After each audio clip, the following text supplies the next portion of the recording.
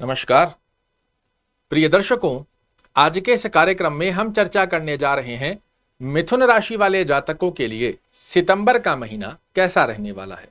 कुछ इस क्रमबद्धता से हम समझते हैं कि सितंबर के महीने में आपका स्वास्थ्य कैसा रहेगा, धन दृष्टिकोण क्या संकेत दे रहा है, कर्म क्षेत्र आपके लिए किस प्रकार सितंबर के महीने में प्रदर्शित होता हुआ दिखाई देगा, भाग्य दृष्टिकोण शिक्षा का स्तर किस प्रकार की अवस्था को दर्शा रहा है, यात्रा, दाम्पत्य जीवन और प्रेम संबंधों की स्थिति सितंबर के महीने में किस प्रकार आपके सामने प्रदर्शित होगी, यही अग्रिम जानकारी लेकर आज आपके सामने उपस्थित हुआ हूं।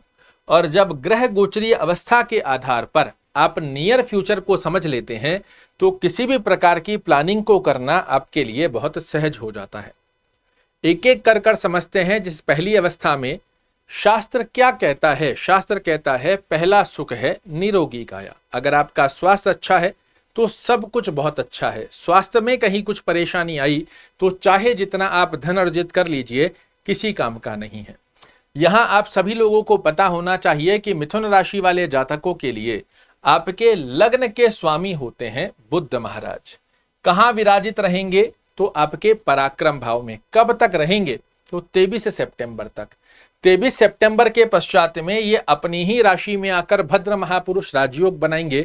ये बहुत ही अच्छी अवस्था को दर्शाता है, किंतु पराक्रम भाव में बुध महाराज का होना आपके लिए स्वास्थ्य दृष्टिकोण की स्थिति को कहीं खराब नहीं करता है, किंतु मेहनत बहुत ज्यादा करवाता है।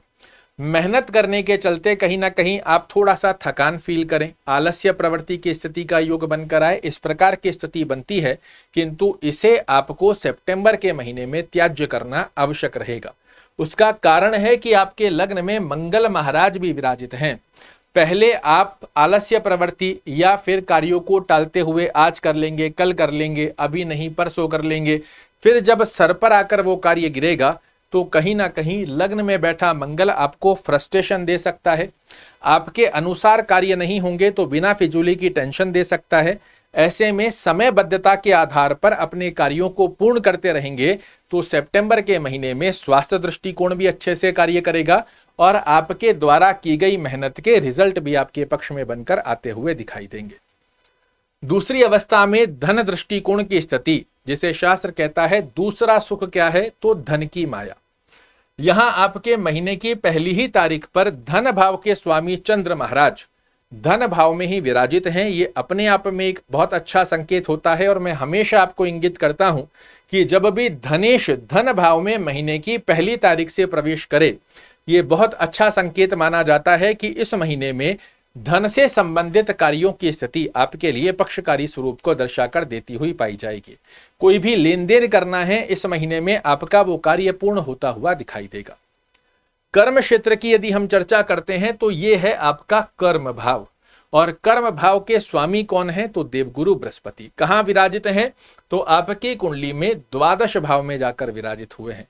जो लोग एक्सपोर्ट इंपोर्ट का कार्य करते हैं, बाहर विदेश में रह रहे हैं, विदेश में कार्य कर रहे हैं, विदेशी कंपनीज में कार्य कर रहे हैं, इनके लिए बहुत अच्छी अवस्था का योग बनाता है। किंतु जो लोग अपने नेटिव लैंड पर कार्य कर रहे हैं उनके लिए आपकी थोड़ी सी एक्स्ट्रा एफर्ट्स लगाने के पश्चात में रिजल्ट की स्थितियों को एक्टिवेट होता हुआ देख पाएंगे। अन्यथा इस स्थान पर बैठकर राहु महाराज भी आपके कार्यों में छोटी छोटी रुकावटें डालते रहते हैं। मेहनत आप कर रहे हैं, एप्रिसिएशन किसी और के साझे जा रहा है। आपको बार बार लग रहा है कि यह कार्य हो जाएगा, फिर उसमें कुछ ना कुछ रुकावट देखने को मिल रही है। इसका क्या सटीक उपाय आपको करना चाहिए ताकि मेहनत के रिजल्ट आपके लिए बनकर आए, ये आपको मैं जरूर से बताऊंगा। वीडियो में मेरे साथ बने रहिए। तो कर्म क्षेत्र की स्थिति में थोड़े से एक्स्ट्रा एफर्ट्स आपको लगाने हैं और उस स्थिति के आधार पर यह लग्न भी आपको इंगित कर रहा है कि सितंबर के महीने में आपको अन्य लोगों की अपेक्षाकृत थोड़ी सी अधिक मेहनत करने की आवश्यकता रहेगी। भाग्य दृष्टिकोण पर यदि हम चर्चा करते हैं तो यह है आपका भाग्य भाव, और भाग्येश आपके भाग्य भाव में ही विराजित हैं, किंतु साथ साथ में वक्र गति में एक घर पीछे अर्थात आपके अष्टम भाव का फल भी दे रहे हैं। और अष्टम भाव का फल देते हुए भाग्य का साथ तो दिलाएंगे, किंतु छोटे छोटे से ऑब्स्टेकल भी देखने को मिलेंगे। आपको कोई भी कार्य लग रहा है कि अब यह कार्य बड़ी आसानी से सहजता से हो जाएगा, फिर उसमें कुछ ना कुछ रुकावट आ गई। किंतु पूरी बात सुनिए, आपके जीवन में सितंबर के महीने में छोटे छोटे ऑब्स्टेकल देखने को मिलेंगे, किंतु कार्य नहीं रुकने वाले। आपको सिर्फ सजग होकर अपने सिद्धता की स्वरूप को अर्थात अपने लक्ष्य को साधने की आवश्यकता है कि मुझे कार्य करना है, किस प्रकार करना है, इसकी प्लानिंग करते हुए जब आप आगे बढ़ेंगे, आपके अंतिम चरण में कई बार आपने देखा होगा, जब आपको लगता है शायद अब यह कार्य नहीं होगा, आप हताश हो जाते हैं, निराश हो जाते हैं और एकदम से कोई उम्मीद की किरण जागती है और वो कार्य हो जाता है। कुछ इसी प्रकार की अवस्था सितंबर के महीने में मिथुन राशि वाले जातकों के जीवन में देखने को मिलने वाली है। बात करें यदि विद्या दृष्टिकोण की स्थिति क्या संकेत दे रही है, तो यह है आपका विद्या स्थान और विद्या भाव के स्वामी शुक्र महाराज वर्तमान समय में नीचस्थ अवस्था में चल रहे हैं। कब तक रहेंगे? तो 18 सितंबर तक। 18 सितंबर के पश्चात ये अपनी ही राशि में प्रवेश कर जाएंगे, जो कि विद्यार्थियों के लिए बहुत ही अच्छे स्वरूप को दर्शा रहा है। किंतु शुक्र के साथ केतु विराजित हैं और नीचस्थ अवस्था में शुक्र महाराज बने हुए हैं।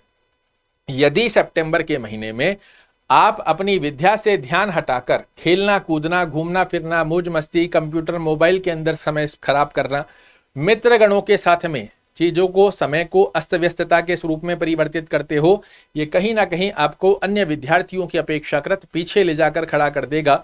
18 सितंबर के पश्चात बहुत अच्छी अवस्था का योग बनेगा, किंतु यहां से पहले आपको अपने ऊपर बैलेंस कर समयबद्धता के आधार पर विद्या को प्राप्त करने की आवश्यकता अवश्य रहेगी। दाम्पत्य जीवन पर यदि हम चर्चा करते हैं तो ये आपका दाम्पत्य स्थान है और दाम्पत्य स्थान के स्वामी होते हैं देवगुरु बृहस्पति। कहां विराजित हैं? तो द्वादश भाव में। इस स्थिति के आधार पर दाम्पत्य जीवन के साथ में ये योग एक अच्छी अवस्था को दर्शाता है, क्योंकि देवगुरु बृहस्पति आपकी कुंडली के कारक ग्रह होते हैं, द्वादश भाव में जाकर विराजित हैं। छोटा मोटा स्वास्थ्य का ध्यान रखना, छोटा मोटा वाणी पर संयम रखने की आवश्यकता आपको दाम्पत्य जीवन को बैलेंस करने में रहेगी। अन्यत्र अवस्थाएं दाम्पत्य जीवन के स्वरूप में बड़े अच्छे लाभ दर्शाती हुई पाई जा रही है। यात्रा दृष्टिकोण पर यदि हम चर्चा करते हैं तो यात्रा भाव के स्वामी हैं आपके शुक्र महाराज। कहां विराजित हैं? चतुर्थ भाव में, नीचस्थ अवस्था की स्थिति में। इस महीने की एक डीप कैलकुलेशन आपको बताता हूं। जो लोग विदेश सेटल होना चाह रहे हैं या विदेश से इंडिया आना चाह रहे हैं, यह सितंबर का महीना आपके लिए बहुत ही अच्छी अवस्था को दर्शाता है। किंतु यदि आप व्यापारिक यात्रा करना चाह रहे हैं तो मैं आपको सलाह दूंगा 18 सितंबर के बाद ही आपको व्यापारिक यात्रा पर विचार करना चाहिए, अन्यथा कहीं ना कहीं आपकी एक्सपेक्टेशन के अकॉर्डिंग रिजल्ट देखने को मिल नहीं पाएंगे। भौतिक सुखों को अर्जित करने वाली यात्रा भी 18 सितंबर के बाद की जाए तो बहुत ही यादगार मेमोरी आप अपने साथ लेते हुए पाए जाएंगे। प्रेम संबंध पर यदि हम चर्चा करते हैं तो ये प्रेम भाव भी होता है और शुक्र महाराज ही इस स्थान के स्वामी हैं। वर्तमान समय में नीचस्थ अवस्था में बने हुए हैं।